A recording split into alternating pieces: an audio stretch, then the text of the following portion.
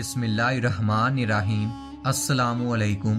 ہر روز نئی ویڈیو کے لیے چینل کو سبسکرائب کر لیں اور ساتھ لگے ہوئے بیل آئیکن کو دبا کر آل کی آپشن کو سلیکٹ کریں تاکہ ہر نئی ویڈیو کی اپڈیٹ آپ کو ملتی رہے۔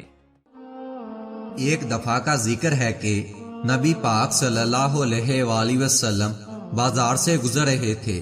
ایک جگہ پر آپ صلی اللہ علیہ وآلہ وسلم نے گلے کا ایک ڈھیر دیکھا۔ آپ نے اس میں ہاتھ ڈالا تو معلوم ہوا کہ اندر سے گلا گیلا ہے اور باہر سے سوکھا ہے۔ آپ نے گلے والے سے پوچھا یہ کیا ہے؟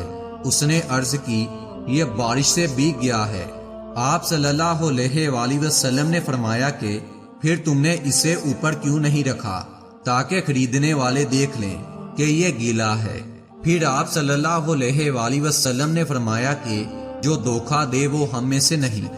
اس حدیث سے معلوم ہوا کہ ناقص سودا فروخت کرنا بے ایمانی ہے، یا کسی سودے کی خامی کو چھپانا بھی بے ایمانی ہے۔ بے ایمانی کی یہ صورت بہت عام ہے۔ لوگ دکھاتے کچھ اور ہیں اور دیتے کچھ اور ہیں۔ ایک اور مقام پر نبی پاک صلی اللہ علیہ وآلہ وسلم نے فرمایا کہ جو کوئی کسی مومن کو نقصان پہنچائے یا اس کے ساتھ دھوکہ یعنی بے ایمانی کرے وہ مالون ہے۔ اس حدیث میں بے ایمانی پر لعنت کی گئی ہے جو خدا کی رحمت سے دوری ہے۔ نیز آپ صلی اللہ علیہ وآلہ وسلم نے فرمایا کہ جو ہمارے ساتھ دھوکہ بازی کرے وہ ہم میں سے نہیں، کیونکہ مکر و فریب اور دھوکہ بازی کا ٹھکانہ جہنم میں ہے۔ نبی پاک صلی اللہ علیہ وآلہ وسلم نے بے ایمانی کو بہت ہی برا جانا ہے۔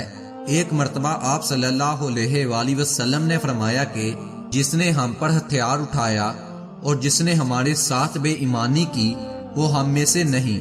نبی پاک صلی اللہ علیہ وآلہ وسلم کی اس حدیث میں دو بڑی جامع باتیں ہیں کہ جو شخص مسلمان پر دست درازی کرے اور انہیں دھوکہ دے وہ مسلمان کا ساتھی یا بھائی کیسے ہو سکتا ہے؟ مگر جو قریب قیامت کا دور آئے گا مسلمانوں میں یہ دونوں جرائم زیادہ ہوتے جائیں گے، لہذا ان سے اللہ محفوظ رکھے۔